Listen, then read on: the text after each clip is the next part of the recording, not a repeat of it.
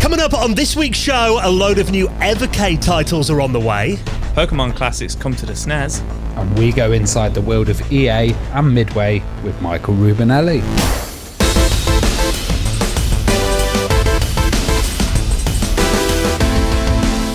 And the Retro Hour podcast is brought to you every Friday with our incredible friends at Bitmap Books. Now, if you love the genre of point-and-click adventures, reprints of that amazing book, The Art of Point-and-Click Adventure Games, is available from the 14th of this month. Now, if you haven't checked this out before, it is a gorgeous 528-page hardback coffee table book packed with the very best pixel art and classic scenes from the games that define that genre. You can check that out and the rest of their retro gaming collection right now at bitmapbooks.com.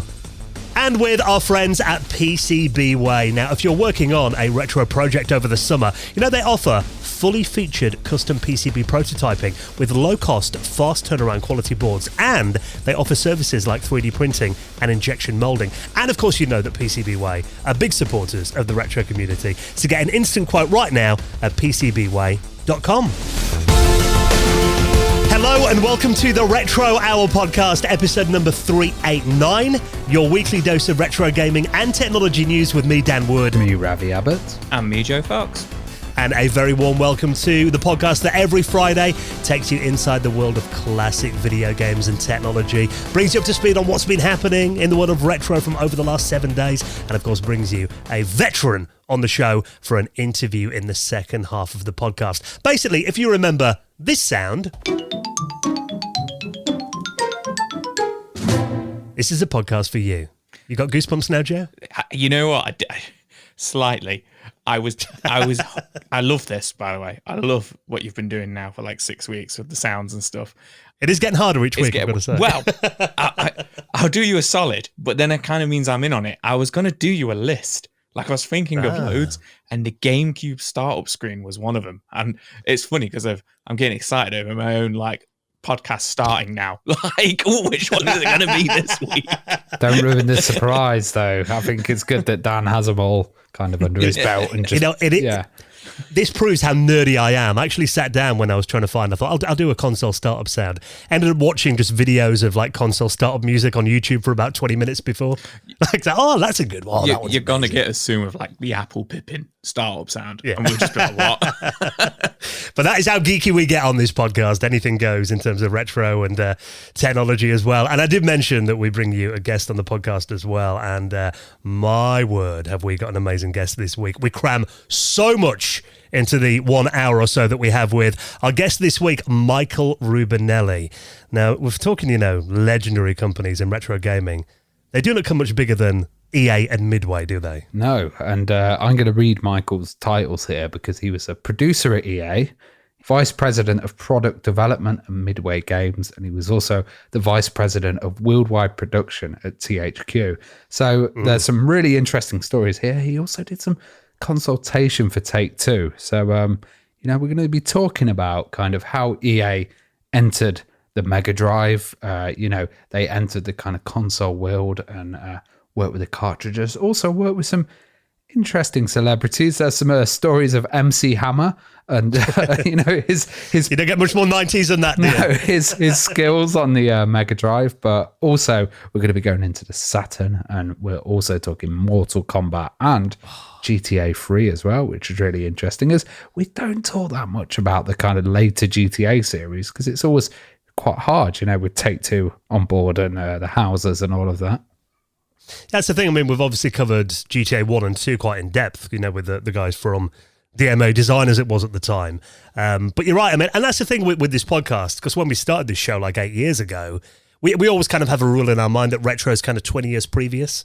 So that would have been like, 1996 then, but obviously that kind of changes, it moves forward a bit. So we're definitely interested in covering more of the kind of early to mid 2000s now as well, aren't we? So it does kind of feel like, even though it blows my mind and makes me feel very old, that platforms like the Xbox 360 are kind of considered retro now. 2 years off 20 years for the 360. Oh, that is crazy. Yeah. So, there's still plenty for us to explore. So our special guest, Michael Rubinelli, you're going to love this one. He's such an interesting guy with some incredible anecdotes as well. So he's going to be our special guest, and he'll be coming up in around 25 minutes from now. But of course, first half of the podcast, we bring it up to speed on what's been happening in retro from over the last week. And I'm looking over now at my I've got to admit, slightly neglected Evercade, because I have got one that I haven't bought any new titles for it since. I think the last collection I got was a Bitmap Brothers collection at Christmas last year. I haven't got any new stuff for it recently, so I'm looking at it thinking that needs a bit more love. And actually, it turns out that timing-wise, this works very well, because earlier this week on Monday, Evercade had their showcase, and basically they've lifted the lid on their plan for pretty much the next year. Yeah, this is pretty wild. So a couple of weeks ago, we talked about all the kind of games that have been announced through limited run, and like they're kind of like next year's worth of releases. And I think that built a lot of hype online. These are all the games that are coming out. This is huge. So I think Evercade have maybe taken a little bit of a leaf out of their book with doing this. Because I've not, like you said, I've not got an Evercade, but I've not seen much about the Evercade recently. Like you said, last time we probably covered it on the show was the Bitmap Brothers one, that came out over Christmas. And there has been a couple this year so far, like the C64 collection and Team 17 collection. I think we did cover that one. But yeah, they have announced a huge catalogue of games that are coming out from now until February 2024. They've announced their kind of like lineup. So I'll run through them real quick, but there's one that I kind of want to go back to and talk about. Hopefully it's the same one you guys have spotted as well, which is actually a brand new title, which I think looks really interesting. I'd just like to mention that, a lot of these titles that are coming out for this are new ones and indie titles, which, the Evercade traditional, a lot of the stuff is kind of emulation. And this is showing a kind of a different approach to the Evercade, I think, especially with this, full title just coming out on one cart, because usually they come out as multi-carts as well. I'd just like to mention as well Evercade Evolution magazine, which is absolutely awesome. If you're an Evercade fan, I'm sure they're going to be covering these titles as well. But yeah, go ahead, Joe. So we've got in August, we've got the Pico Arcade Pack, as well as the Sydney Hunters collection. But in September, Sunsoft collection and the Amiga Collection 1. So is it the Delphine Software Amiga Collection 1? They're obviously, games like Another World. Delphine, wasn't it? And legendary French developer. Yeah. And then October, we've got Home Computer Heroes Collection 1, as well as Full Void, which is the game that me and Ravi have just mentioned, which I'm really excited about. Well, I want to talk a bit about this Home Computer Heroes, because to me this one looks really interesting. I mean, it's got a couple of games that, Ravi and I know we're big fans of on the Amiga. I remember Ravi coming over my house probably around 8 years ago now, and we were sitting on my couch filming a YouTube video wearing kind of camouflage and face paint like army guys when we're playing a game called Tanks Fury, weren't we? Or Tanks Fury. Yeah, so this looks like, usually they have a compilation that's done by a certain company or done by a group. It looks like they've got together a lot of different indie titles and kind of modern titles as well that have come out. So you've got Attack of the Petsky Robots, which is a 8-bit guy. You've also got Bridge Strike, which is the one that you mentioned, and Tanks Fury, which were both out. Is it Tanks Fury or Furry? It also weird called I think it's Fury. Fury, it'd be Tanks Fury. Yeah. And they've also got the Farming Simulator C64 edition, which is really interesting because that was packaged with Farming Simulator when they actually sold the full package. So maybe this coming out separately. They've also got a Citadel, which was an old Amiga kind of first-person shooter, but it's got a remake at the moment. And it's remonstered. Yes, and then they've got a Planet X2 as well, and the Sword of Lana, which I'm not familiar with those, but this does look really interesting, having this kind of modern indie, but aimed at older systems kind of setup, Well, I think it opens them up to a new audience as well, because Tanks Fury was a great game, but obviously it was really big on the Amiga community, but opening it up to a modern system, I think is very cool. Anyway, there's more to come. What else we got, Joe? So in November, the Duke Nukem Collection 1 and 2. Really interested to see what's going to be on there and what the Evercade is going to be running. Obviously, you've got the DOS games, but kind of like after that, I'd be interested to see what the Evercade can do. Then in December, you've got Good Boy Galaxy Witch and Whiz pack. And then I'm going to get this completely wrong. As well as that, in December, you've got the Demons of Asterborg and Asterbros package, which we were Mega Drive games. They were like new retro Mega Drive games, which we've covered before, which look really interesting. Got a Metroidvania, very Metroidvania kind of Shovel Knight look to them. They look really interesting. And then the next one they've announced after that so far is for February 2024. Is just Indie Heroes Collection 3. But yeah, have you guys seen this Full Void? This looks really interesting. That's coming out in October. Yeah, this is Evercade's first ever single game cartridge. So, I mean, we talked before that generally they release compilations, but this looks awesome. This is it's a cinematic 2D platformer with nods to other retro games. Like, I mean, we mentioned Another World. Then it looks a bit more like Flashback probably to me watching this. I mean, my notes here, I put it looks effing wicked. Like, I think it looks very Stranger Things. Maybe A Quiet Place, in terms of like modern films and cinema kind of thing, but then a real callback, like you say, to Flashback and Another World style. And I love those games. I love them as well. And it's got really stunning visuals, really stunning soundtrack. And like Ravi said earlier on, this has been made for the Evercade. So this is the first game for the Evercade that isn't emulation. It's actually running native, on the native hardware. Which I think is really cool, and maybe something, if it's successful, maybe something they're going to kind of work towards.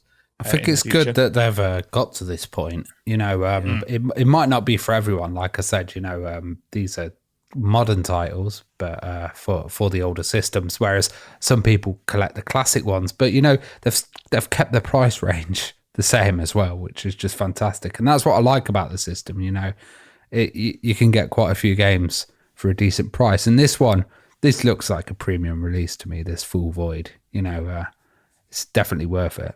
Yeah, I mean, these titles, we'll talk about the price. The pre-orders are open now, 1st of August.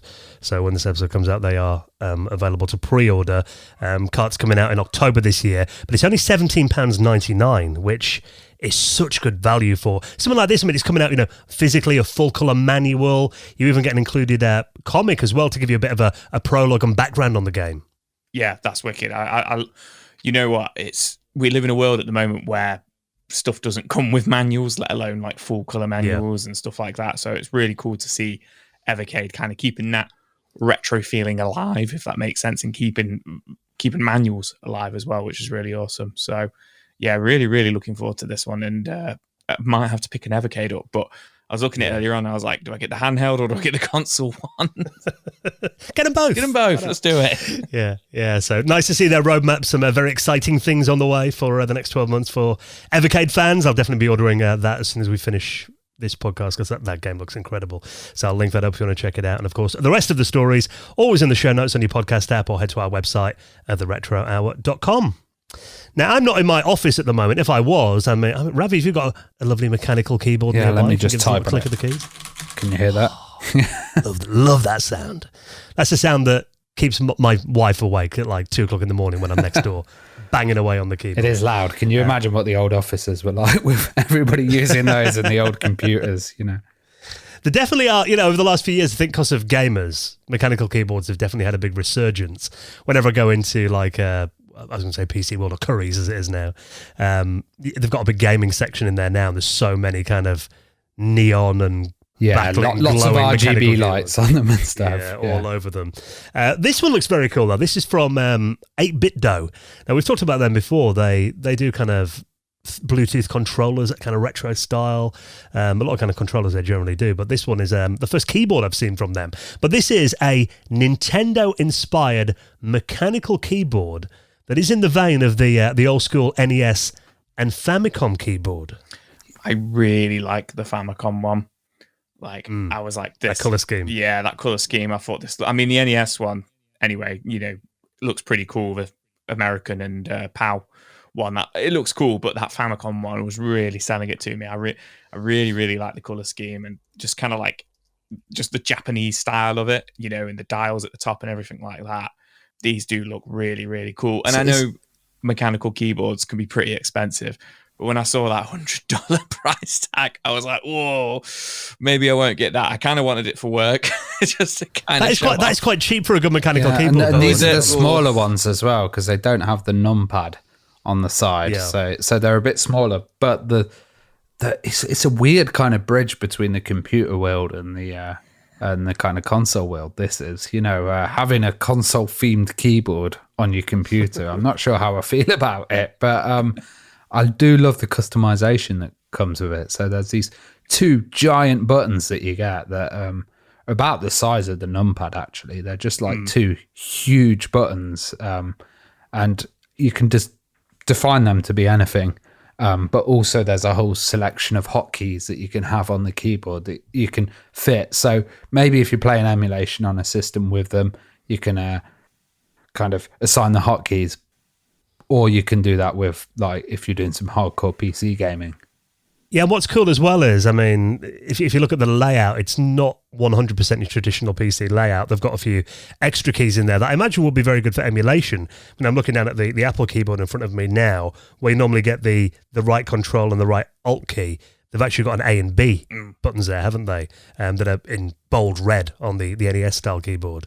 So that means if you're playing NES-style games via emulation, having those keys will be quite handy, I imagine.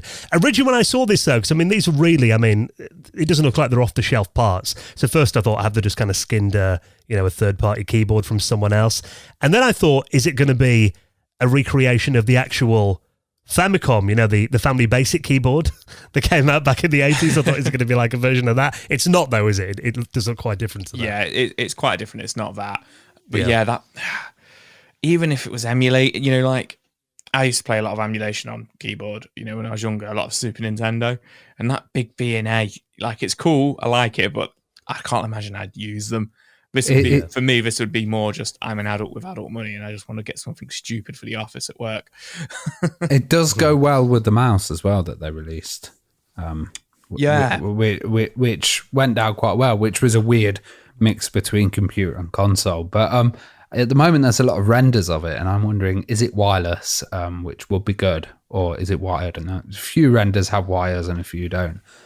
So maybe it has the 2 options, but a lot of them are shown with older systems, and I'm thinking, how have they got that wirelessly then? So it might just differ from the kind I've of got images. a feeling it is. I've got a feeling it's wireless only. It's Bluetooth apparently. Okay. It's got USB-C, so I think that's only for charging. In the third image, they've got wires going in and out of it. So often with these, that's generally just to charge the keyboards or a data cable. Okay, it could yes, be, though. that would make sense.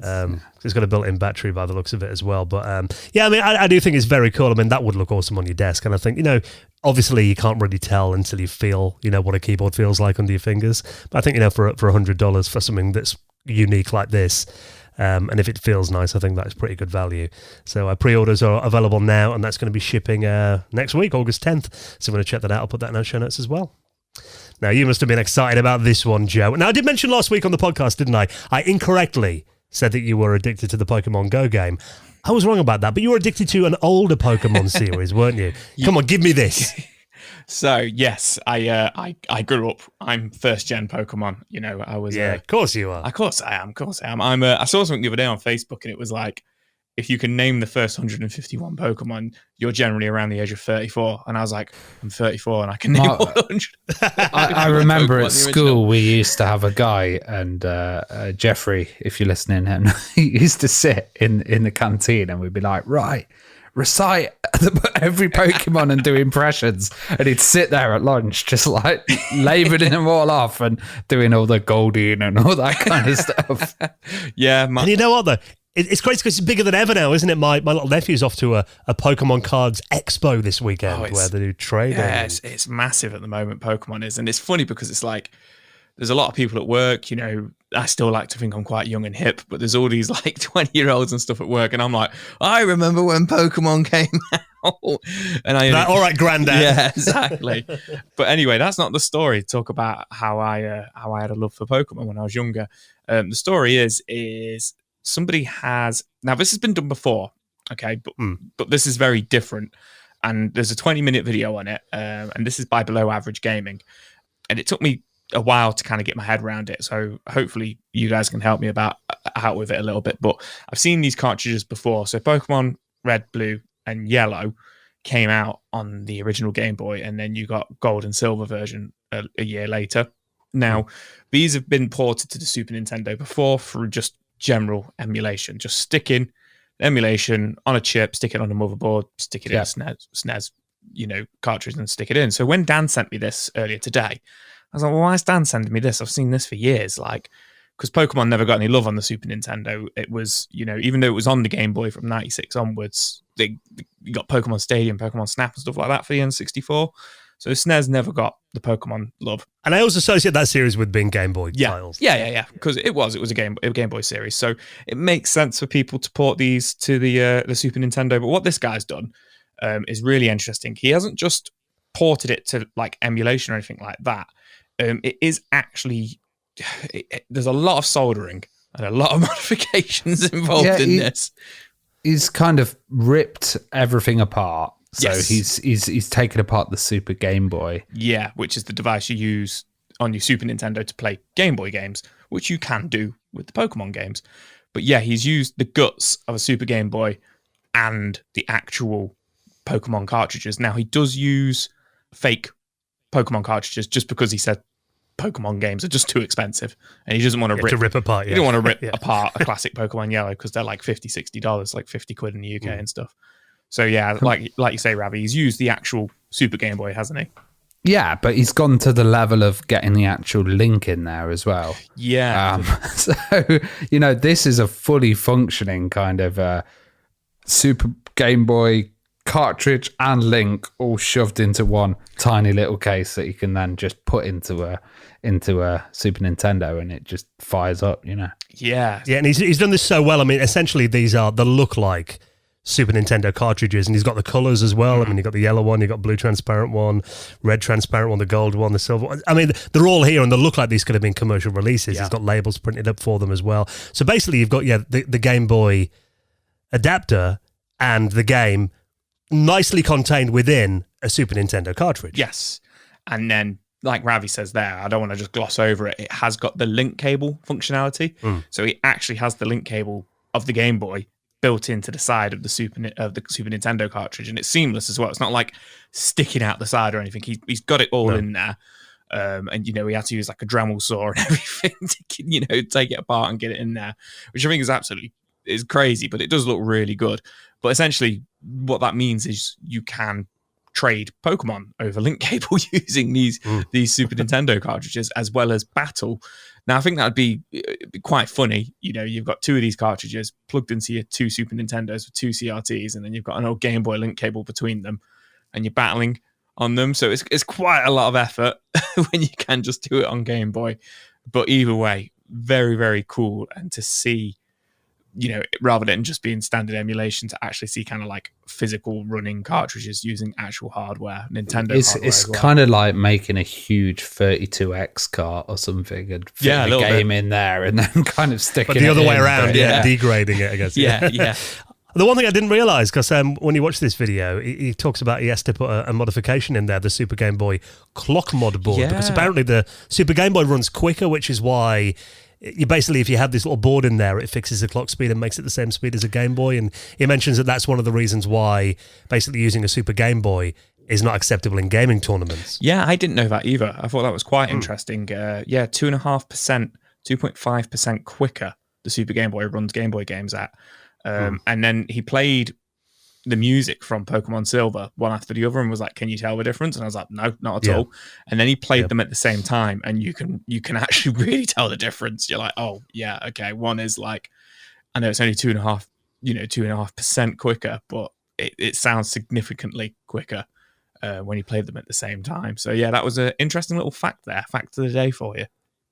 Yes, I imagine there is quite a lot of people will be watching this video, probably including you, Joe, thinking, I'd love to buy one of those, but it looks like he's just making them for himself, unfortunately, but it is a very cool video, so I'll link that if you want to check it out in the show notes. I just think now we should have a section called Joe's Fact of the Day. Yeah, every week. Starting next week. Well, what are you wearing on your feet right now, Ravi? Socks. That's it. And they're not fancy. They're not Sonic socks or anything. I've got Christmas pudding slippers on right now. Obviously, perfect for middle of August. Nothing as cool as these, though. I feel a bit left out Apple. now. Oh, sorry, Joe. Go on. Tell us what you're wearing on your feet. I've got Apple Inc. Omega Sports Apple computer sneakers size 10.5s on, mate. How much did you pay for those? $50,000. Next story. Right, Let's bargain. Go. Well, this is now. I've got merchandise from old companies. I've got a Commodore wooden board in my office. It was displayed at authorized Amiga dealers in America. That when they visit the shop and give it the kind of quality seal of approval, they'd proudly display one of those in the window. And I bought one of those New York stock of eBay about 10 years ago. That only cost me about 20 quid. But these are original Apple sneakers, as they call them, or trainers, as we call them here in the UK, that were custom made for Apple employees, and they were given away at a national sales conference in the mid-90s. So these are basically trainers with the old school Apple rainbow logo on there, and these are currently listed on the Sotheby's website for $50,000. This is a combination of two worlds, which is expensive Apple items and trainer collectors. Sneakers if you're in America. But there's a great YouTuber I watch called Addy Sneaker Freak who kind of combines those worlds, retro gaming and shoes. I bet he's all over this. This is going to be like, I reckon someone like will.i.am would buy these and go around with them. It's interesting because it's kind of like an internal thing, but really it is just a kind of Apple piece of clothing. Like I remember they used to do some really nice stuff though, like the Apple II the Apple Macintosh, the original one, used to have these nice carry cases that you could get as well that were all kind of official and stuff. These do. There's been lots of them as well over the years. I remember they did like watches to mark the release of OS X. They still do exclusive T-shirts if you like visit the Apple Center and stuff. So there's still that kind of like limited range of Apple stuff, but these seem very expensive. But I'm not in the trainer world. They're $50,000 at the moment, and even reading an article on them on the BBC, they mentioned they've got a bit of yellowing on the bottom as well. So, like a old Mac, you probably need to retro bright the bottom of them to get them in perfect condition. I'm not putting any hydrogen peroxide near anything I've paid $50,000 for, I've got to say. But you do get complimentary shipping. So that is quite nice of them. So saves you a couple of quid there. But it's insured. Imagine trying to get those insured with DHL or something. Not Yodel or whatever it is, just chucking it over the wall. Here's your sneakers. Well, these are, looking at these, they kind of look very, 90s. It's Omega Sports Apple computer sneakers. It's made by Omega Sports. You get an alternative pair of red laces included in the box as well. It looks like it's got a little, I think it was Nike Airs used to have that little air bubble, in the heel. Oh, yeah, they do. Looks like he's got one of those as well. And they're making a bit springy. I'm looking down at them on my feet right now. I didn't notice that. Yeah. Good for your basketball games or whatever. Until you pointed that out, I thought they looked like old school Reeboks. But now you've pointed... Reebok pumps or something. Yeah, Reebok pumps. But now you've pointed that out. Yeah, I can see the 90s Nike-ness, Nike Airs of it. You know what? That's the thing. So, we talk about retro gaming collectors. I know there definitely are, sneaker collectors who have it's huge. very expensive ones. Yeah. So there's definitely a big industry. So it's probably not unheard of. But yeah, it does, 50,000. I wear a pair of shoes out in about 3 months normally. So definitely not something I'll be wearing around the park when I take the dog out. But if you're going to spare 50k free and you want to wear some vintage Apple trainers / sneakers, that's available on the Sotheby's website right now. Now, before we hop into our interview with Michael Rubinelli this week, talking about the world of EA and Midway is coming up in just a minute. Just time for one more story. Obviously, Indiana Jones has been everywhere again recently, thanks to the new movie, which I haven't seen it yet, but a lot of my friends who have seen it said it kind of makes up for the dreadful Crystal Skull movie that came out back in the Skull ones. I've just stayed classic. Same. I went to the cinema to see that when it came out in 2008, and I can't remember much about it apart from it was awful. The new one's meant to be a bit of a return to form, but obviously the video games is the topic that we're going to talk about here.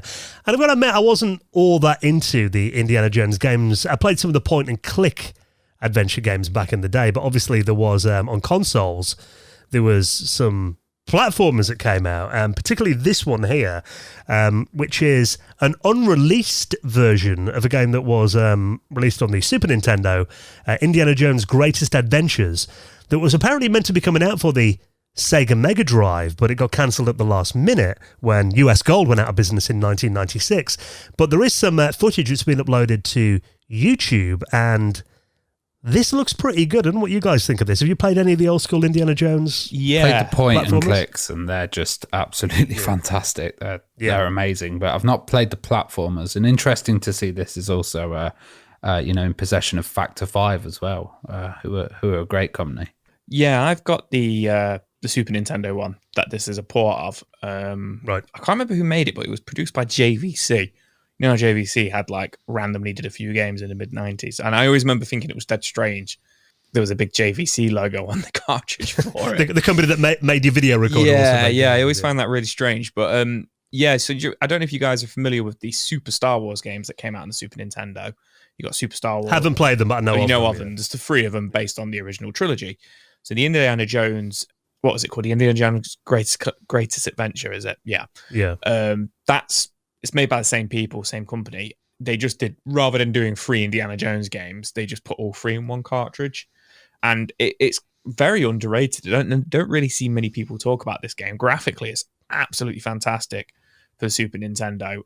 Really, really, really good Mode 6 graphics, and just overall a really, really good game. Really tough. It's very difficult.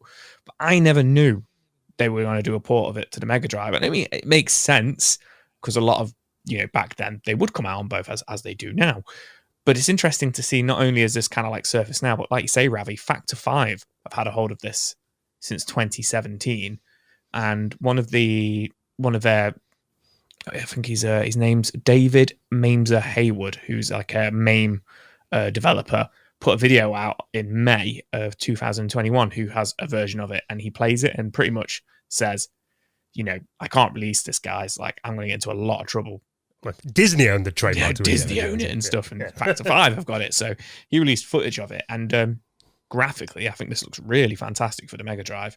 I don't know what... Does it look much different to the Super Nintendo version? It's a bit more washed out than the Super Nintendo version. But interestingly, in the article I'm reading here, for time extension, they say that they think it makes it look more true to the films, in terms of the palette that the Mega Drive is using, a lot of browns, a lot of greys and stuff like that, because, a lot of caves and stuff. And, the Indiana Jones films aren't exactly bright, colourful films, even though they've got fantastic magical sets and everything, the set in, Nazi era, World War II, and then obviously in caves and temples and stuff like that. But graphically, it does look a little bit different. It looks a bit darker. In terms of sprite animation and stuff, I think it might be a little bit less than the Super Nintendo version. Definitely, as I always say, it's got that Mega Drive twang to it. It's a late Mega Drive title as well. 95, 96. There's 96, a lot of extra tricks in development that have gone into this. It does look very impressive to me. But yeah, it would be wicked to see this come out. And it's funny because when you first sent this over, I was like, yeah, everybody knows there's an Indiana Jones game for the Mega Drive. It came out in America. It's the Young Indiana Jones Chronicles game. And it's not that. It's completely, like you say, I got this completely wrong. So I had no idea about this. So I would love for this to leak. Well, there have been a few prototypes over the years. Apparently, there's 3 of them that's known to exist, and there has been, some earlier footage put on YouTube. And interestingly, Factor 5, because they did go away for a while, and obviously they're back now. And we had Julian on the podcast when we did our Turrican episode about a year or 2 back now. Didn't ask him about this, unfortunately, but it might be worth finding out a bit more about it. But apparently, they've got this 3rd prototype that's surfaced now. And from what I'm reading in the comments here as well, they did kind of approach Disney and ask if they could release it, and were told no. So it doesn't look like. And the fact that they've actually told Disney that they've got it now probably means it will never see the light of day. They're not going to risk putting a sneaky ROM out there, are they? Yeah, exactly. Disney, it's them. Yeah. So you wouldn't want to feel the wrath of their Disney's lawyers, I imagine. So it is very sad that we'll probably never get to play this. But again, like you said, if you are interested in checking out this game, it is available on the Super Nintendo. So there is at least that. It's not a game that you're looking at thinking, I'd love to play that, but I'll never get the chance. It's just this version of it. But it is always interesting to see kind of what could have been. It's interesting that, they're still planning on releasing Mega Drive games in 1996, because, we're well into like the PlayStation and Saturn era by then, weren't we? N64 was kind of on the horizon. So, it does look very good, though. So I'm going to check out that gameplay. I'll link that up, and, of course, the rest of the stories in our show notes at theretrohour.com. So we had some nice comments about Pete the Patron, as you nicknamed him on the podcast last week, Ravi. Of course, Pete came on as a guest host, and we do this occasionally, and every now and then we'll invite someone from our patrons community to join us on the podcast and kind of give their feedback on the news stories as well. We had a few people actually asking, how do I get on? So if you're ever interested in joining us, of course, we need to join our patrons community.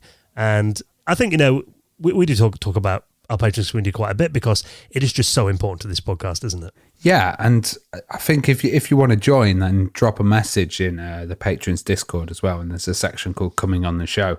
And I love having an extra voice on the show as well, because you hear us a lot, and then getting a patron in as well. You get different opinions, and I think it's fantastic. We did a patrons chat as well, so we do the After Hours podcast for the patrons as well, and we had a great patrons chat recently where we talked about some interesting subjects.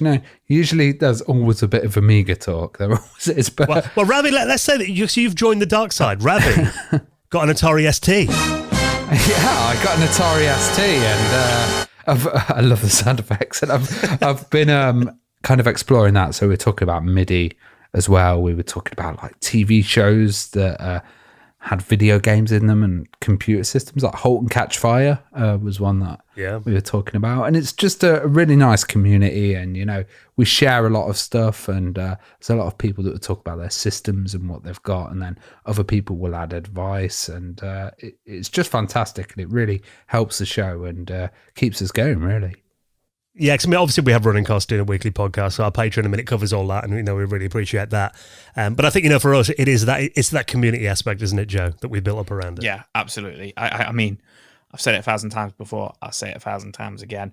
And this isn't what you want out of it. If you don't want, you don't want to become our friends and stuff, then that's absolutely fine. But I have genuinely made relationships and friends from patrons on the show, and I know that can sound a bit over the top, but I love so many of the guys, and, have found that we don't just talk on the Hangout and talk in Discord and stuff like that. Met some of these guys in person now, talk on Facebook, talk on text and stuff like that. Like, it's such a great community of people that, that I'm not going to sit here and say that we've built. It's what the community have built. It's absolutely fantastic. And the support we're so thankful for it.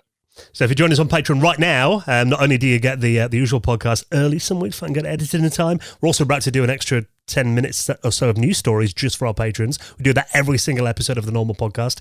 You get access to our bonus monthly podcast if you join as a gold member or above, the After Hours, of which we've done 36 episodes. So join now, you unlock all 36 back episodes. You can check out all those. And of course, you get invited to the Hangout that's coming up at the end of the month as well. Chill with us in the Patrons Discord. We're in there all week. So really, we'd love to have you as part of the Retro Hour community. And of course, we do like to induct new members into the most prestigious high score table in the world of retro gaming. I'll let you guys induct the latest members into the Hall of Fame. Hall of Fame. Who we got then, Joe? We've got Scott Gomersall and Glenn Milford, who both joined us on Patreon over the last week. We massively appreciate your support, and if you'd like to join our wonderful patrons community, all the details are at theretrohour.com. So thank you so much for checking out the news section of this week's podcast. Of course, we'll bring you up to speed on what's been happening again next Friday. And make sure you stay here. One of my favourite interviews that we've done in ages. So much to cram in. So this week's special interview with our guest, talking about EA and Midway, Michael Rubinelli, is coming up next on the Retro Hour podcast. You're listening to the Retro Hour podcast, and it is time to welcome on this week's very special guest, a veteran of the industry, and we love hearing stories about the companies that we grew up playing their games. Companies like EA, Midway, THQ, Capcom as well. And I guess this week has worked for all of those companies on some incredible games. Let's welcome on this week's very special guest, Michael Rubinelli. How's it going, Michael? It's going great, guys. Thank you for having me on. I'm super excited to be here. Really appreciate you taking the time to do some reminiscing with us today. I mean, you mentioned before we started recording that you're very passionate about retro gaming, and I know you've got some incredible stories as well. So, I mean, let's jump right into it. I mean, one question that we always like to ask our guests to kind of find out their geek credentials, if you like, is kind of how you originally got into video games then. Where did your kind of journey start there? Gosh, my journey started, when I was a kid. The Atari 2600 came out, to show you how old I am, and I really wanted it. And I told my dad, I said, the system's like $150, and there's a retail store that's not in service anymore in the U.S. called Sears. So they had it on sale, and I was just like totally in love with it because I was a big arcade gamer. Space Invaders and kind of all those early games, Asteroids and what have you. And so when I saw the Atari 2600, I thought, oh my God, arcade quality games in my house. And they weren't, but it didn't matter. It was gaming. And so he said, look, I'm going to buy it for you, but you've got to do odd jobs around the house and mow the yard in the middle of America, which is like 100 degrees and a ton of humidity. So it was like a real labor of love for me. And I didn't regret it for 1 second. So that was my first experience with extended credit. Credit was through my parents, but I worked all summer long. But I bought the Atari 2600 up front. And Jeff Bezos has this great comment where he says, you can have a job or you can have a career or you can have a calling. And to me, gaming was always a calling. And so I kind of parlayed that love of gaming, the Atari 2600, the Intellivision, ColecoVision. I had all those systems and kind of, found my way into, CES in 1991 when they used to hold it in Chicago. They used to hold it twice a year, right? There's still the Las Vegas show, which is in January. But in Chicago, they used to have a summer show where, all these consumer electronics groups would come together, and it was mostly, TVs and, car radios. But, video games in the kind of the early 90s was emerging. The NES was a runaway success. And so it felt like this thing. And so I was nobody in the industry. I was literally a fan. And I said, I want to sneak in to the consumer electronics show. And I didn't know how to do that. So I started researching, again, they didn't even have the internet, right? So I'm going on trying to figure out how to get there. And I found that the Consumer Electronics Show had a headquarters in Washington, D.C., where you would send in kind of an application for a badge. And they said, you have to have a company letterhead and a business card. So I went down to the local print shop and made up a company name and made up a bunch of company cards. I photocopied them and sent them in. And it was like a small registration fee, like $50 or whatever. And they sent me a badge. And wow. I wasn't incorporated. I wasn't an LLC. I wasn't anything. I was just a fan. And so I sent myself into, so I went to Chicago and I got into the show. I was fully credentialed. And literally the first booth I walked into in June of 91 was Electronic Arts. They were a little small booth with 4 monitors, kind of showing Super Nintendo product. And at the time, Madden on the Genesis was out, version 1, and Lakers versus Celtics on the Genesis was out again, version 1. And I said, oh my God, it was almost like, kismet, right? Like if you believe the universe is conspiring to help you, like the first booth I went to inside of Nintendo was in their third party section, and Nintendo booth was tiny. So, I mean, it's so funny how things have changed, but I walked up and I met the head of Electronic Arts kind of sports marketing, and they were showing the Super Nintendo version of Madden and the Super Nintendo version of Lakers versus Celtics. They said, oh my God, I love your games on the Genesis. And they said, oh, you do? I said, yeah. And I started talking about it because I was a huge fan. I was a huge, Madden fan, obviously, because I just love Madden so much. And we talked about it. They're like, hey, do me a favor. And the show, this is when the Consumer Electronics Show was 4 days. Now I think it's 3 days. But it was 4 days long. This was the first booth I went to. The very first day, it was like 10 a.m. The show had just opened. Like I literally walked right in and saw EA, like it was meant to be. And they said, do me a favor. And walk around and look at the games and tell me what you think looks good and what doesn't look good. I'm like, oh my God. Somebody from EA cares what I think. Like I was 23. I was gobsmacked. I'm like, oh. So I had my camcorder. So I spent the next 2 days filming every game, my hotel at night, making notes, stack ranking these things, this is going to be great. This is going to be great. Here's a trend I see, like all these things that just came to me very organically because I had a love of gaming. And so I went back on that 4th day at the end of the day after I had all my notes, I had all my lists, I had everything written up and I was super excited. And I went back to that same person and said, hey, her name was Diane Flynn. She was had a EA kind of action and sports marketing at the time, back when they kind of blended all these different genres. And I said, hey, Diane, I've got those notes for you. I got the feedback. She goes, and you are? I'm like, instantly, I was soul crushing. I sort of thought, this woman asked me to do something and she's going to remember me and I'm going to really stand out. I went there on the 4th day and she's like, I have no idea who you are. Oh, no. A valuable early lesson. Oh, very valuable lesson. So I said, oh, well, on the first day, you asked me to do this and you asked me to do that. She's like, okay, yeah. Oh, come here. So she takes me back to this big glass table. And I thought, oh my God, now I've really made it. I'm big time now. I'm in this big conference room. And so in reality, it was a tiny conference room. It was a tiny table, but it felt like a big deal to me because I was like nobody from nowhere. And so I started giving her all these notes on kind of emerging trends, track and field, boxing, like all these sports are starting to take foothold. And, here's the action games that I saw, and this is what I think about this, and this is what I think about that. Like, she's taking furious notes. And I was like so happy. She's like, hey, as a reward for this, we're coming out with a new, hockey game called NHL Hockey. And we're coming out with a game called Earl Weaver Baseball, both, on the Genesis. I'll send you a free copy. I'm like, oh my God, I can't believe it. I'm getting 2 free games for this. This is like, in reality, I'm like, you look back and you think, this is nothing to them, right? But to me, I was like, oh, it's like a massive deal. And so NHL comes out, and it's now, 2 months later, and I have Diane Flynn's phone number, and I call her.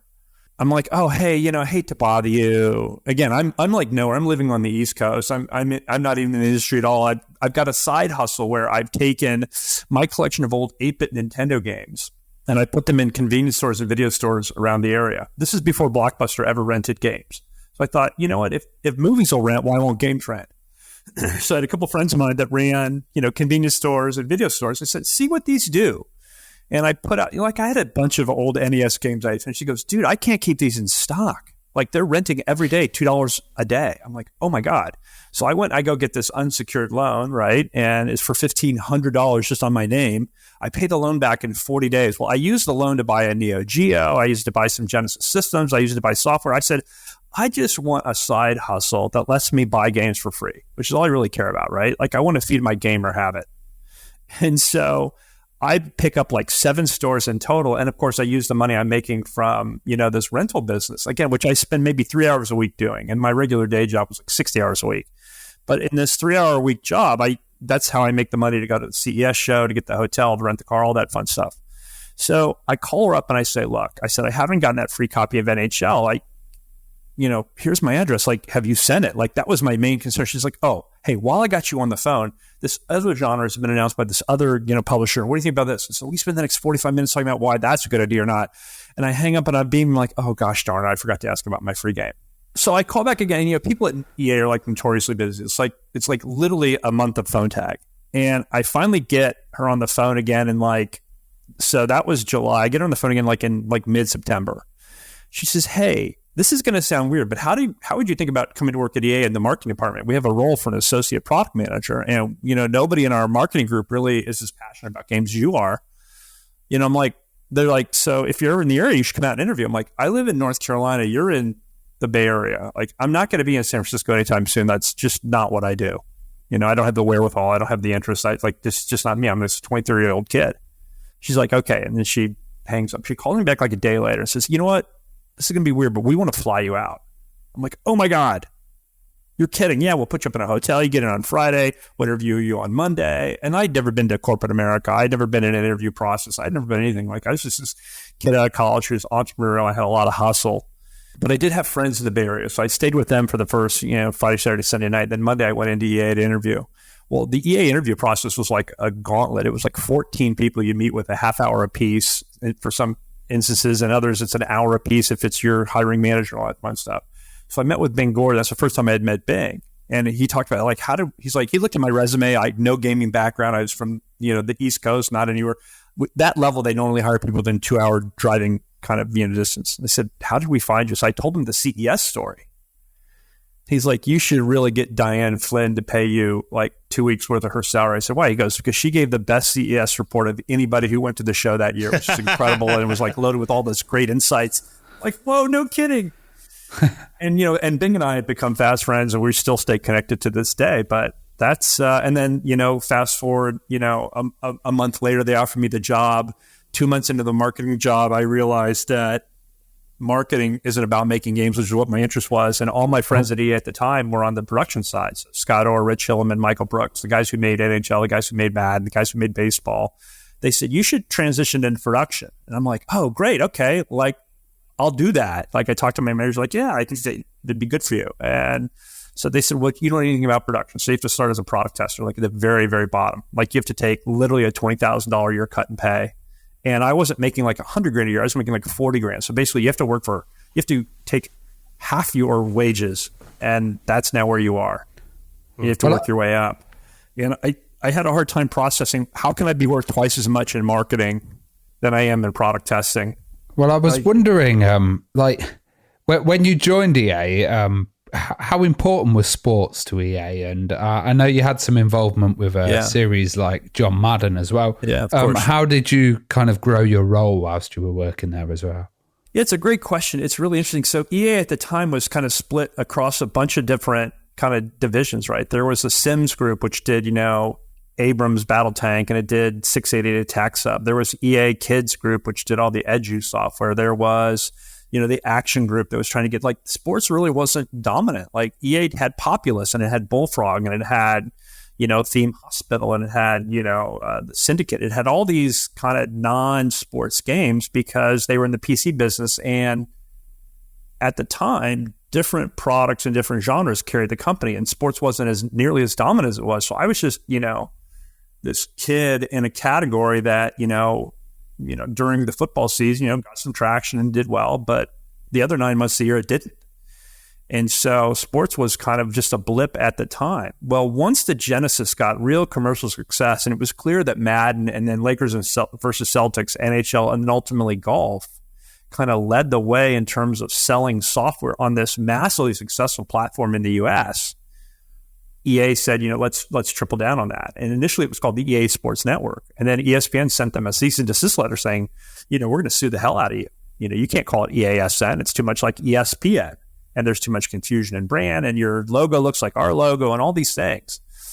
And so that's when EA had to figure out, okay, well, what do we do? And so they said, let's partner with ESPN, but let's change our name to EA Sports. Let's rebrand it and all that fun stuff. So sports was not nearly as important when I first started. I was employee number 700 at EA, so I was in pretty early. But sports wasn't really all that important until the Genesis took off and until it was clear that, the players who were buying Genesis hardware were sports gamers, whereas people buying the Super Nintendo hardware were action gamers, right? So things what was it like when the Genesis came out then, and how did EA get involved with it? Well, it was really interesting. So, EA was super late on the 8-bit Nintendo. They did like Skate or Die, and they did like The Immortal. They did a couple games late stage when Nintendo was dying or really kind of not surging like it wanted to be. And the Genesis came out, and Tripp was the CEO at the time, and Larry Probst, who is still the chairman. In fact, I think he's the CEO of the IOC, the Olympic Committee here in the U.S. Like, he's a great guy, and he's a really smart guy, but he was head of sales at EA at the time. And he said to Tripp, look, we have to get into the cartridge business, like in a meaningful way. We can't just dip our toes in like we did like the end of the stage of the Nintendo 8-bit system with kind of not our frontline content. And Tripp said, no. Consoles are flash in the pan. Atari died. Nintendo's dying. Genesis, the Master System, didn't do very well in Europe, US, or Japan. Like, we're not going to back this horse. And Larry said, I think we should. And Tripp said, under no uncertain terms, are you going to get us into the cartridge business? And so Probst went to a guy named Don Traeger, who was a producer on Lakers versus Celtics, because he had a hardware group that would kind of reverse engineer hardware and build software development kits and all these things. And he said to him, Don, can you port Lakers versus Celtics PC onto the Genesis? It's a similar Motorola chipset. It's the 63080 chipset. Can you port it? He said, yeah, I can. No worries.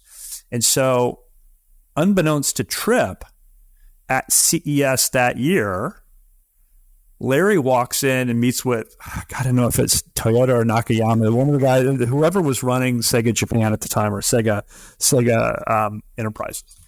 And they said, look, we don't like your third-party licensing terms. We don't like your manufacturing rates because, Sega manufactured all the cartridges. We don't want to pay that. Like, there's too much kind of fat in there. There's too much margin for you. And we're taking all the development risk and They said, we're going to manufacture our own hardware, software on your hardware. We're going to put our cartridges, our own box, our own manual, our own everything. And understand that Sega did that for everybody else at the time.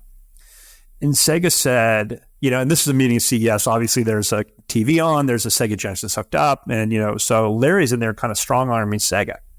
And Sega said, you don't understand, like, our hardware is proprietary. You can't work with it. You can't use it. We're not going to give you the kind of the SDKs and all that stuff. And like, there's no way. And Larry's like, well, look, here's the price at which we're willing to pay per cartridge and from a royalty standpoint, but we're going to do all our own manufacturing. And Sega said, basically you owe pound sand because you can't make this work. And we don't care who you are and we don't care what you're doing. So Larry just looks at Traeger and he kind of gives him the nod. So Traeger stands up and takes this development cartridge sticks it in the Genesis, boots up this gorgeous, title screen of Lakers versus Celtics. It runs in a track mode. So you see all these signature moves like, the Air Jordan does the dunk from the free throw line, and Barkley does this really cool thing called the Gorilla Slam. Like, there's all these gorgeous things happening, and, cameras are going off in the audience. It looks like this real kind of highly stylized production. And the head of Sega looks at Larry and goes, okay, when can you have this in market? Like, it's that simple. They're like, whoa. And, obviously then that game was hugely successful commercially. And that's really what led, Larry to become, CEO of EA and then ultimately chairman of the board. And Tripp then, agreed to go on and start up the 3DO company where, again, EA and all the VCs that backed EA backed Tripp. And that's how the 3DO was born. I mean, let's talk about Madden, because, obviously it was and still is, one of the biggest sporting titles in the world. So what was your role in those? I know you worked on quite a few of those titles, and any kind of memories that stand out for you when you worked on those, and any major milestones that you achieved? Yeah, a ton of memories. So I started off in product testing, and one of the first things it gave me was, a version of Madden to work with and to test. And I really just so fell in love with the game. And so I built kind of all these matrices to test, field goal kicking, levels of certain powers of kickers and punting and all that stuff. And I had so much fun playing and loving the game. There was a bunch of bugs I found, though, in the original version of Madden, and I kept bringing them to the production company, or to the producers, excuse me. And I'm like, do you guys know these bugs, like these game-breaking bugs are in the original Madden? They're like, no, we had no idea. I'm like, yeah, they are. So like, wow. And so like, so they're sort of like, we're going to keep an eye on you. So pretty soon they took me from kind of lead tester, or from tester to lead tester, and from lead tester to assistant producer. So as assistant producer kind of manages and oversees the gold master process. But the real seminal moment for me on Madden, like the thing that sticks out the most in my career, by far, bar none, and it still to this day tickles me to death. So on Madden 93, which was the first version that I was, I think, the associate producer, which had a little bit of product responsibility on, like in terms of design and features and balance and all this stuff. So in the old days of the cartridge business, you would bring in the programmer like the last week or two to finish the game, like close out all the bugs and get it ready. And so it's 3 a.m, and we flew in this programmer. His name was Mark Lester. We flew him in from Maine, and he and I are, working around the clock, trying to go gold master to Sega the next day at noon. We have to have the delivery because they're going to ship the code over to Japan and all that fun stuff. So it's literally 3 a.m. And I'm so high on Mountain Dew. Like at that time, you just guzzled Mountain Dew nonstop so you could kind of work forever. And at some point, you crash under your desk for an hour or two and you start it all again the next day. So it's 3 a.m. and he goes, you look despondent. Are you really tired? I'm like, no. He goes, I said, I'm depressed. He said, why are you depressed? I said, because pass interference is so broken. Like the offensive player can draw it on the defensive player every single time. Like it's a total exploit and players use it to win. And it really makes me upset. How do I know this? Because I played MC Hammer and he beat me in front of everybody at EA, like, 35 to nothing. And I'm like, oh my God, he's using a bug and an exploit. So there's a little bit of personal, animus there. But it really drove home the point that we had an exploit that hadn't been addressed. And so I said to the programmer, I said, pass interference broken. And I was just, again, like I didn't have any programming experience. I was just a guy who loved what I did. He said, well, let's take a look and see how and why that happens. And then let's see what we can do to fix it. What? He goes, yeah, just tell me how it should work. I'm like, no. I'm not the game designer. I'm not the executive producer. I'm not going to change pass interference. He's like, look, let's just see how it works. So we looked into the code. We saw what caused pass interference, and we saw how the offensive guy could trigger it. And he said, how should it work? I said, it should work this way, this way, and this way. He's like, okay. And so we did it. We had a couple of revs back and forth. And over the next hour, and by 4 a.m., we had it tuned beautifully. And it worked well. It should get called when it should get called. It shouldn't get called when it shouldn't get called. It was so well balanced. And so, of course, I'm just like, I am stoked. And so it's 9 a.m. My boss's boss walks in the next morning. And I said, I know we're going to go to Sega in about 3 hours, but I want to play the final build with you because I made a pretty interesting gameplay change without your approval, I know. I said, but I want to show it to you, but I'm not going to tell you what it is. He was like, okay, let's play. So we play a game and back and forth. I have a good time. And he looked at me, he goes, oh my God, you changed pass interference. And I was expecting the next words out of his mouth to be, and you're fired. And he said, tell me how it works. Tell me what you did. So I walked him through it, and I said, this is how it happened. This is why it was an exploit, and this is why it's a terrible user experience. I said, but this is how it works now. And I said, let's try to see if we can't get it triggered unnecessarily. And by the end, like 30 minutes later, he's like, oh, it's great. It feels great. Let's do it. So to me as a kid who has loved games all my life, to now input game design and balance changes, they're going to hack millions of players forever. Like, that was such a defining moment in my journey. And that made me feel so good. And that made me realize, always do things when you build games that err on the side of the consumer, right? Like, that should be your default position. It shouldn't be, is this going to make you the most money? It's like, no, is this the best user experience? And you have to have a balance there. But every time I've had a design or a balance decision like in front of me, I've always said, well, what's the most player leaning change? And that, to me, Madden, my whole career, like, that really kind of set the tone for me. Well, did you work much with the late John Madden himself? And how was your relationship with him? And did he give you kind of any insights or feedback, that changed the games? It was great. Yeah. So John, was surprisingly, I think, a lot more involved than people realize. And he was, it's like, John is this behemoth of a man. He's 6'5", 310 pounds. Like, he literally, when he walks in the door, like, it. He's got this really, like, just towering presence about him. Yes, he's larger than life. He's very animated, but he's just physically, he's like this really imposing figure. But he was a sweetheart of a guy. And so we used to talk to him about, terms we'd heard in the NFL. And like, we'd try to understand, like, what is the thinking here? Like, what is this opposing, offense versus defense? How do these things play out? And what's the balance? And when this offensive coordinator runs this package, what are they trying to do? And so he really would break down for us the game and how all the X's and O's, so to speak, would work. And we'd do the best we possibly could to emulate that. But I will tell you, the funniest story I had about John is we were doing a VO session for the 3DO version and for the PlayStation 1 version.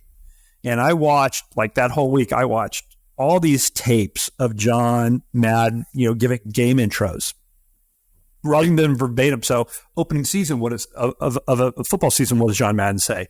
In the playoffs, what does John Madden say? In the Super Bowl, what does John Madden say? In terms of setting up the moment, right? Because we wanted this thing to feel like we're capturing the spirit of a game going in. So this is all kind of intro text. Hey, welcome everybody. This game, ... So I wrote up all these different scripts. And so we're at this VO session. I work with a guy named Gordon Bellamy, who's just this great guy. And I give John the VO script. He goes, who wrote this? I would never say these things. And he threw it down. I said, Bellamy wrote those, sir. I'm sorry. I said, why don't you just wing it? I'll give you a scenario and you can just ad-lib it. He's like, I would never say this. I'm like, well, you actually did say this, but I didn't say that to him. But that's the beautiful thing about John. I said, okay, John, I said, here's the setup. It's opening day of the most recent season. How do you feel? Like, what do you say to the viewers when the camera turns on? And he would just ad-lib. And it was the most beautiful and fluid thing you've ever seen. And you realize that's kind of the pro that he was. Like, he didn't need a script. You just give him a moment and he could speak, like, right off the tip, just go.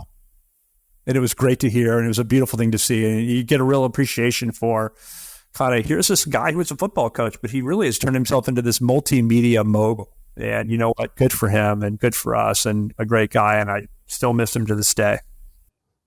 You mentioned then about the 3DO version of Madden as well. And I mean, obviously, you said that, Tripp went to form the 3DO company. And what did you think of the 3DO hardware and the idea? And was EA quite invested in the 3DO as a platform at this stage? Yeah, EA was really invested in the 3DO. So EA was one of the biggest investors, along with Kleiner Perkins, I want to say, and a couple other groups. And there really was an interest in, if we are a great software company with a bunch of great brands like Road Rash and PGA and all these things, like, we could drive the adoption. Because if you look at kind of all the hardware at any point in time, it was the exclusive titles that really drove adoption, right?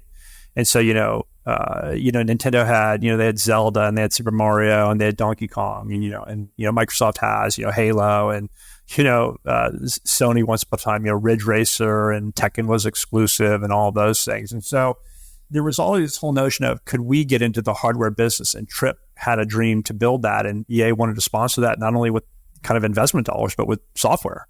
And so they set up this whole group called the Advanced Technologies Group and said, let's build content exclusively for the 3DO. So as an example, my development team didn't build Madden, but the the advanced technology groups build Madden, but I was connected. So I was involved. I helped produce it, and I helped kind of, get the source code, and I would help kind of get the game done. But the high score production team, which was Scott Orr's group, didn't build Madden on the 3DO, but we had oversight. And I think the hardware was ahead of its time. I thought that what it did really well, it did well. What it didn't do well, was a kind of a blank spot, or was a gap for them. There was a desire to be this real multimedia kind of, photo reel or kind of full motion video kind of enhanced experiences. And the hardware just didn't have the horsepower to deliver the kind of visual fidelity that they thought they could. And the games ultimately fell flat. But I thought Madden was a ton of fun. I think there was the problem with Madden was when the 3DO came out, I want to say Madden 95 was out, but because it took Madden 3DO so long to get developed, it was based on Madden 93 or 94 source code. So there wasn't feature parity between the two, which was unfortunate. Like the 3DO owners like, wait, where's trading and where's, the playoff system and where's, editing players and all those things are in the current version of the Genesis. Like, wow, it's not even as fully featured as the Genesis version. And that's because it wasn't based on the recent Genesis version source code, because games were developed so quickly back then, but the 3DO needed a longer lead time to get that kind of development content done. Did you attend any big launches like the 3DO launch, or did you go to any memorable game events? You mentioned MC Hammer there. Were there any kind of celebrities around? Well, I will tell you the funny 2.0 to the Hammer story is that we fixed the exploit that he used to beat me in front of everybody at EA. And he lived nearby in a town called Fremont, California. And so when I had that new version of Madden, I went to his house. And he was a big deal at the time. And ESPN was filming some things for ESPN2, this extreme sport. So Hammer's out riding around on his property on ATVs. They're doing skeet shooting. They're doing all these things that are not core sports. That are kind of alternative sports, which ESPN2 covered. But at his house, Deion Sanders was there. Ken Griffey Jr. was there. There's all these sports celebrities there hanging out, just because rappers and athletes always hang out. And so I said, hey, Hammer invited me. He's like, oh, I want to play the new version. I'm like, great. And so he and I played it in front of all of his boys this time, and I beat him 45-3. And I let him know about it. He kept trying to draw out. The first time he tried to draw pass interference as an offensive player, I go, oops, something changed. He's like, what? And from there, it was just on, right? All the smack talking both sides. It was a ton of fun. But I did. So, the great thing about being, the person who has a lot of input or impact or responsibility on a product like Madden is I got to go to the Super Bowl every year. And when John Madden was in town doing the games, whether it was the Oakland Coliseum or Candlestick Park at the time, I would get all access pass. So I'd go up in the press booth, I'd go into player locker rooms, I'd go on the sidelines to watch a football game. And it's a really kind of gratifying experience to be able to get that kind of access and get to do those things as a kid in their mid-20s. I just thought, I don't know if life gets any better than this. You can take me out now, God. I think I've hit the pinnacle. It was just I was literally living a dream. Well, next you went on to become a vice president of product development at Midway Games. That was a pretty big step up. How did you adapt to that role? Yeah, it's really interesting. So I was, 5 years at EA and doing Madden and doing all these great things that I said felt like a dream come true, and I can't imagine doing anything else. But yet, then I did. And the reality of the situation is that when you work on a title like Madden and the kind of input and impact that I had, you get headhunted a lot. I would turn down those jobs left and right. People didn't even know if you're any good. You were at EA, and EA became this feeder company for a lot of people to kind of go cut their teeth or get an education or have a positive association. Because at the time, there were no huge publishers. It was EA and Sega and Nintendo, and really, not anybody else. I mean, Konami was kind of hit and miss in action, and there was a bunch of companies that are no longer kind of around today, but EA was really kind of this prominent group. And so a lot of people tried to pick people out of EA. And there was this weird timing of events. So my wife and I were expecting our first child, a guy named Don Matcher, who ran EA Sports based out of Canada. He was part of the DSI acquisition when EA bought DSI. They had Test Drive. They had a bunch of other games that EA wanted to get into that business. And they ultimately became EA Canada, and they built the first FIFA on the Genesis, which got a ton of love and it's like a good group. And so they appointed Matrick in charge of all of EA Sports. And he came to me and said, I want you to do nothing but Madden for the next 5 years of your life, 24/7, 365. And the great thing about EA at the time, because games on the Genesis, not the PlayStation, but on the Genesis were so quick to build, it was 6 months of building Madden and 6 months of doing something not Madden, right? So I built tennis games, I built, baseball games, I built, I was part of the hockey team once upon a time. So you get this nice creative kind of reset. So Matrick's coming to me saying, look, I want you to spend the next 5 years of just owning all things football. I have, my wife is expecting our first child, and I've got this group, Midway, headquartered at the time out of San Diego, saying, look, we're getting our licenses back from Acclaim, which was Mortal Kombat and NBA Jam and all these, Defender and Robotron and, all these great games that I loved as a kid. They said, we need somebody to come in and build these for the console. Like, we're an arcade company. We don't need a console. They said, we'll more than double your salary. You'll get to move to San Diego. You can buy a house. Your wife can quit working. It was like all these really alluring things and it was the executive role. I said, okay, how long is it going to take for me to become a vice president of EA? Will I even get to become a vice president of EA? How quickly will it take for me to make this much money? And again, the cost of living in San Francisco was way higher than San Diego at the time. Now they're a lot closer, but San Francisco was very expensive relative to San Diego. So they said, look, you get to meet and work with, all your heroes that built every game you loved as a kid. And it was a lot for me to say no to. And so I didn't. So I took it on. And again, I got to meet those guys and work with those guys and help deliver console versions of all these games that they were building. And it was a really educational, interesting, and fun experience. Well, obviously, one of the jewels in their crown that you got to work on was the Mortal Kombat series. And I know the executive producer on Ultimate Mortal Kombat 3, which was an interesting title because that had quite, that altered gameplay system. You had the additional characters, some new features in there as well. Yeah. So I was quite interested to hear a bit about the kind of background of the development on that. And how do you decide which characters to include and balance their abilities and moves? What was kind of the background with that? Yeah, before we get into that, a fun little side story on Ed Boon. So the guy who did the voice for the sound and music, and then ultimately the voice for the Super Nintendo version of Madden was a guy named Brian Schmidt. And Brian Schmidt was a sound engineer out of Chicago. Well, the best man at his wedding was Ed Boon. And so the voice of the quarterback every single year in the Super Nintendo version of John Madden football, like the guy who says hut hut and, does the audibles, is voiced by Ed Boon. Oh, wow. Like literally the creator of Mortal Kombat is the quarterback voice in Super Nintendo Madden because he was the best man, our contracted sound engineer. It was kind of a funny side story. And that's an amazing bit of trivia. Yeah, so Ed and I still kind of joke about that to this day. And Ed Boon and John Tobias both are they're really, really, they're gentlemen and they're princes, and they are so thoughtful and nice and giving of their time. And so in meeting with Ed, the funny thing about Ed early on and all those guys at Midway was literally the bread and butter of the company was always the coin op. Like that's all they knew how to do. They knew how to build, 4-minute adrenaline rushes, and they didn't know how to build a product that was selling for $60 where players didn't have to put in another quarter. And so there was a lot of educating that we had to do with them in terms of growth and progression and accumulation and additional content. And that's where a lot of those new characters came from. Now, that was, you're taking me back. That was 24 years ago or whatever it was, 25 years ago. Yeah.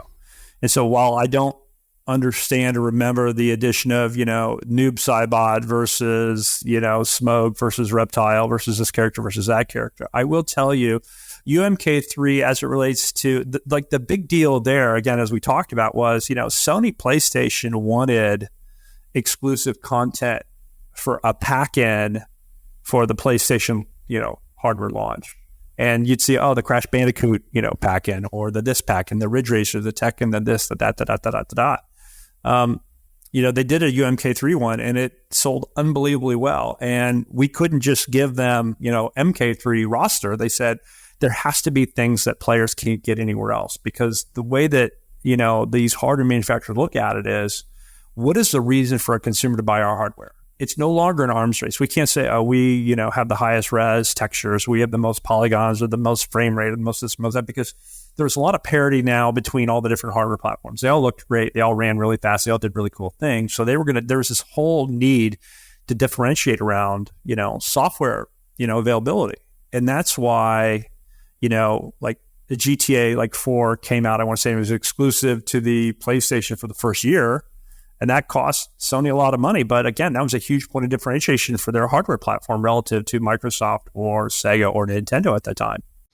Well, of course, then we had Mortal Kombat Trilogy, and that added new features like brutality, and you got the aggressor bar in there as well. Yeah. So, obviously, it was improving all the time with these new ideas coming along. And how did it kind of affect the gameplay? Because I guess players demanded more advanced games as these new platforms came along. Yeah, it was really interesting. With Trilogy and UMK3, and ultimately what became MK4 was Virtua Fighter, right? So that was putting a lot of pressure on these 2D games like Street Fighter and MK to figure out, like, it can't be just kind of 2D, side-scrolling fighters anymore. Like, you have to give an advantage, because when Virtua Fighter came out, everybody at Midway was blown away. Like, this is so cool. This is so unbelievable. And, this is where the world is going.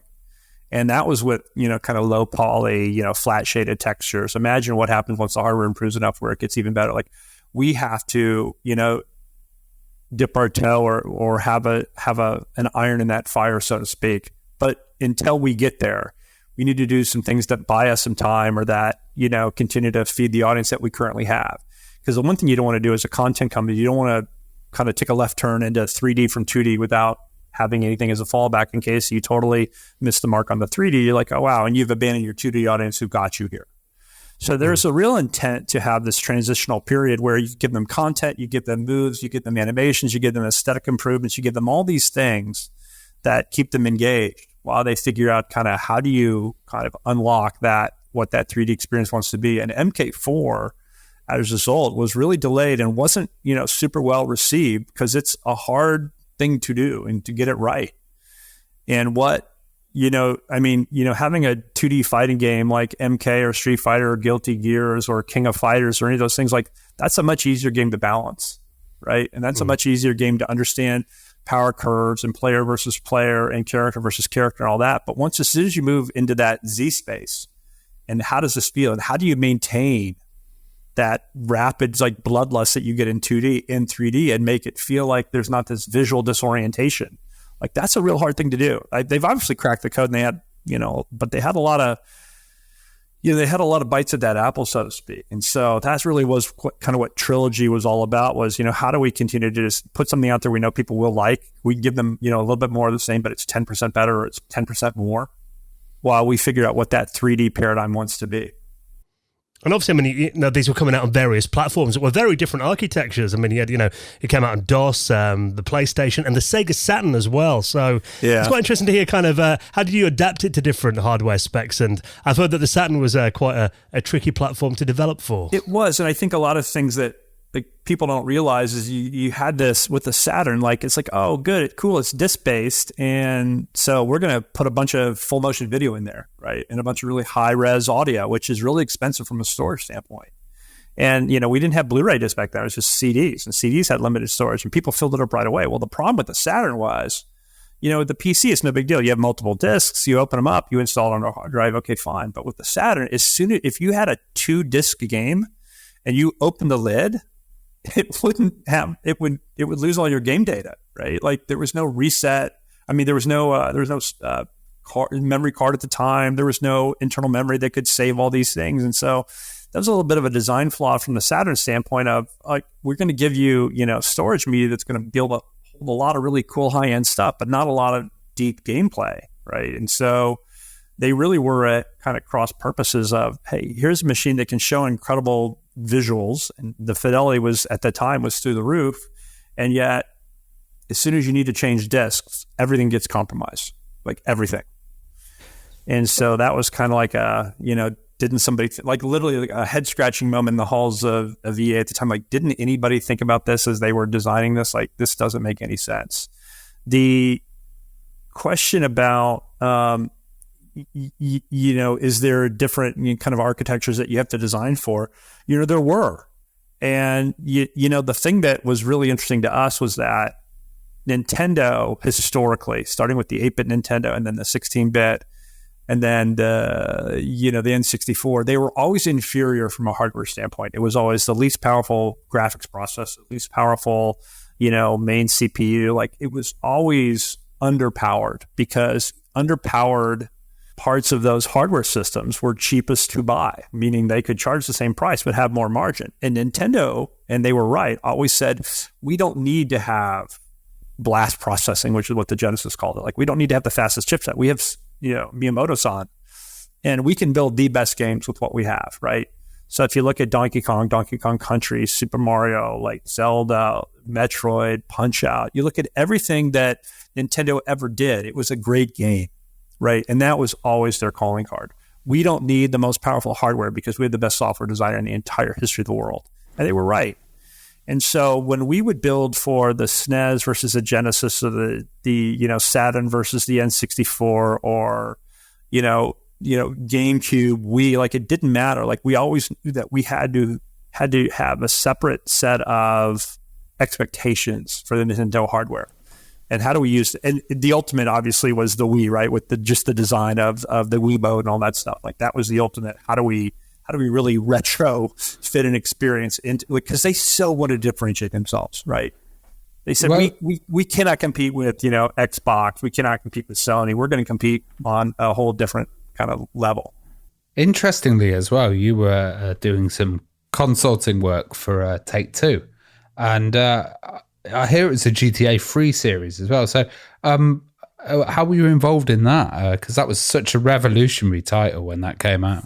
Yeah, so the thing you learn literally on day one when you get to Take-Two is that it's Rockstar and it's everybody else, right?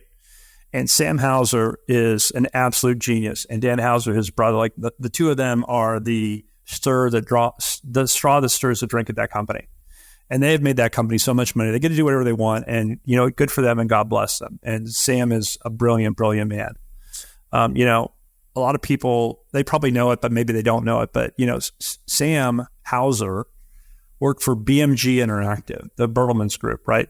Bertelmann's music group. They had an interactive division in like the late 90s, I want to say. And they launched GTA 1 and GTA 2. And Sam was the producer, I think. Only the producer. He may have been the designer. But he had a much lesser role. I think he did the mission pack, the London mission pack. I remember that was his one, yeah. Yeah. And so when Grand Theft Auto 3 comes out, and Sam, like, it wasn't like, oh, of course this comes out from Sam Houser, and of course it's GTA. Like, it was just this thing that they tried, right? And it was this unbelievable success, right? It was such a great idea. It was so well executed. The interesting thing for me, the note that I always take away from that experience, was that it was built on renderware, right? It was this, muddy textures. It wasn't running at a very fast frame rate. But man, was that so fun to play. And oh my God, was it so cool to explore. And there's a saying in gaming that uncertainty drives players forward. Like, it's a real interesting design kind of trope. And there's a guy named Greg Kostikian, who I work with at Plato, who wrote a book called Uncertainty in Game Design. And it talks about why, as gamers, why do we do anything? Well, because we're uncertain. Like, oh, now that I've got this sword, what can I kill? Or I'm playing a platform game. What's to the right of the screen that I can't see? Or I've leveled up. Now what can I do? Like, uncertainty is a huge, huge thing because we are a curious species, right? And then when we die or we get killed or we unlock other things, it continues to reinforce that behavior. And that, that title was, it was one that transitioned from 2D to 3D really well, whereas other titles had struggled. Do you think it was very special in that way? Well, yeah, because if you look at what GTA 2 was, it wasn't what GTA 3 is in terms of just the overall trope, right? Like, GTA 3 was all about, getting money, robbing, stealing, carjacking, questing, all those things. And GTA 1 and 2 were much more humble in their ambitions, not because it wasn't open world, but because the whole premise was tied to stealing cars opposed to building an empire, right? And the building the empire part was the real pivot, whereas the stealing cars was just a part of that, right? It was one key or one, codex, if you will. It wasn't the whole point. And so they wrapped this whole idea around what can I do if I give a player a bunch of things that they can do, but the end that justifies the means is how am I building this empire? How am I moving up the ladder? But ultimately, how am I progressing, right? And progression is the other huge thing that you see in gaming today that works, whether it's a idle RPG or it's a sports game or it's, what have you. Players, we always want to be progressing, right? We want to be moving forward towards a desirable goal. And GTA series has that progression like in spades. And it's That's why I think it does so unbelievably well. It also had a fantastic marketing that came out with that, and design as well. I remember when the box came out and it had, the map there and all the multiple sections. What was it like when you first kind of saw that stuff coming out? Well, I tell you what, every single company in the industry at that time said, where's our GTA clone, right? So you looked at, THQ, they had their London Underground, whatever, it was like developed by Volition, which did Red Faction, you did Summoner, did all these things. EA said, or THQ said, our internal studio has to do this. EA tried to do something, like everybody tried to do something similar, but there's this whole notion around anytime you see a genre created in the video game industry, like it really, really grabs people by the throat and forces them to pay attention. Survival horror with Resident Evil, stealthy combat, Metal Gear Solid, side-scrolling RPGs, Legend of Zelda. Like there's these, Command and Conquer, or Dune ultimately first, right? And then Command and Conquer from Westwood Studios was the RTS creator. The action RPG, which is, Diablo. The action RTS, which was, Warcraft 1, 2, and 3. Like there's these genre-defining games that come out that really demand your attention. And Grand Theft Auto was probably, the one that had the largest impact, because then everything is now open world, right? Like it had such a, and in other categories, side-scrolling platform games, those are effectively dead, right? You can say, well, those became infinite runners like, Temple Run or Subway Surfers. But, the impact of the open worldness tied to design, tied to the production value, tied to all those things you mentioned around kind of marketing and kind of why you want to do this. The things that Metal Gear Solid did are still impacting the industry today, right? And I think the most recent kind of genre creating game was probably, League of Legends around the MOBA back in 2009. I don't think another kind of brand new genre has come out. I mean, Match 3 has been around for a long time. You can say Candy Crush, but, Match 3 has been around forever. But yeah, I mean, Grand Theft Auto really was a cultural event that probably won't ever be duplicated again in terms of the impact and how it's done and how it's still relevant and still appealing today. Like it really has stood the test of time, and very few entertainment properties stand the test of time like the GTA series has.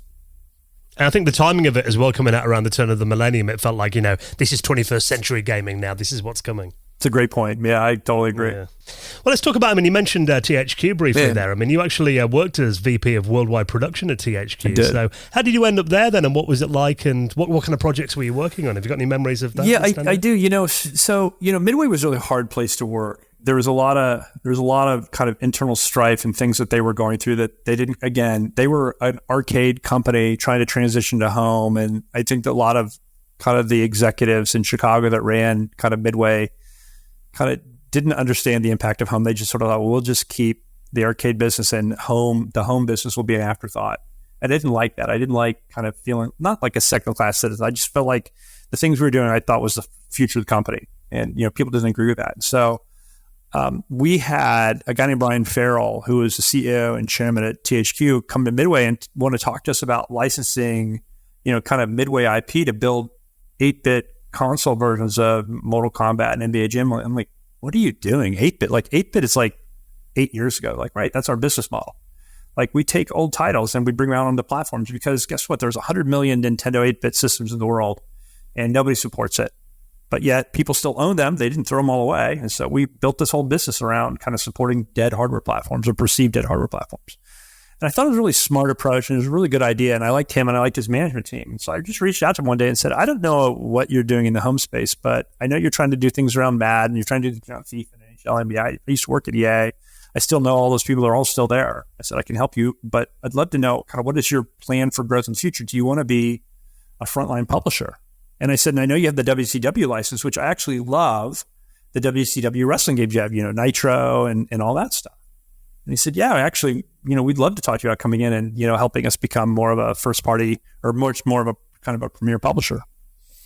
And so kind of long story short, they offered me the role to come in and do that. And I did it, and it was great. And, helped them buy, picked out and helped them buy Volition Studios, which was a great win for them, and a bunch of other studios they bought. And, Summoner then became a launch title on PlayStation 1. So here you go from a company building games for the 8-bit Nintendo, kind of 8 years past its prime, to launching with a real show pony of a title in, Summoner on the PlayStation 1, quickly followed by, Red Faction, which was really way ahead of its time and was a great title. And of course, then they got the WWF license when it was WWF and transitioned, into the WWF business, where I got to, work with The Rock and Stone Cold Steve Austin and Chris Jericho and all those guys. And that was, growing up as a fan of wrestling, that was like a dream come true for me as well. Well, Michael, we could talk to you all morning, but I appreciate that you've got things to do today. I do. You've had such an incredible career and worked on so many incredible titles and companies. I mean, let's just kind of just to wrap things up. What are you working on these days? So I'm in Web3 gaming, which a lot of people kind of groan and go, oh, NFTs, that's the worst, and Web3, that's the worst, and play to earn, that's the worst. And I would tell you that you're right on some of those things and you're completely wrong on other things. I was at the forefront of the free-to-play movement in 2010. So I saw real kind of value in giving players the ability to download something for free and try it. If they want to monetize, they can. If they don't have to. And none of the big boys were doing it. I was at a company called Playdom, which got bought by Disney for like $700 million a couple of years later, and really was building Facebook and mobile games for the free-to-play. I got religion around, just because the big people aren't doing it doesn't mean it doesn't need to get done. And so the thing that I love about Web3 gaming is that it's all about player asset ownership and players being able to sell what they've earned or what they've dropped for them or what they've crafted or what they've traded for, and selling accounts, selling items, selling, because this is something that's happened in this business for 30 years.